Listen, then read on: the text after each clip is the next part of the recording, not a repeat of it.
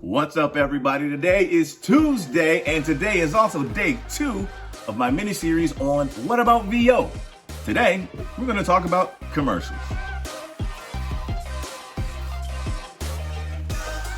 All right, today we're going to talk about commercial voiceover, and I'm going to throw some information about promo VO as well, because they're pretty close to one another.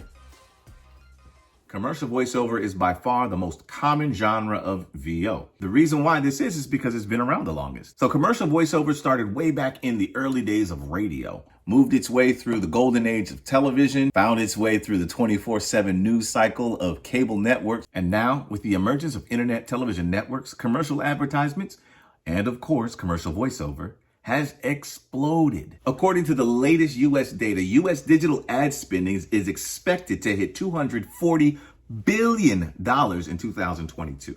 That's a significant increase from last year. So this genre of VO is used to sell goods, products, and services. When it comes to commercial VO, you have the hard sell, you have the soft sell, and then you have some sort of mixed bag in between. Hard sell commercial VO tends to be upbeat, high energy, up-paced. This is the commercial that says things like, introducing the most powerful production vehicle under 30,000. The all-new Dodge Magnum RT. It tends to be a bit louder. It tends to have that muscle to it. That's that thing that's intended to get you to pay attention right now. When you think of the soft sell, think less intense. Think coffee commercials, commercials going to CVS, the bookstores, things like that. Hey, coffee lovers. Isn't it time for you to treat yourself to a nice latte made from the coffee you love? Baylor's Best Coffee. And then there's the type of commercial voiceover that sort of sits in between. This is not quite a hard sell, not quite a soft sell. It's right down the middle lane. I like to think of this as like, trips to Home Depot or, things like that. The Home Depot is more than a store. Whether it's supplies, tools, well, you get the point. One of the most remarkable kinds of commercial voiceover that's been popping up everywhere since the start of the pandemic has been this sort of endearing voiceover, this endearing commercial read. And so this is something that's been really fascinating because you'll find brands that are typically hard selling brands that sort of change the tone. And I think that's because of our entire collective consciousness.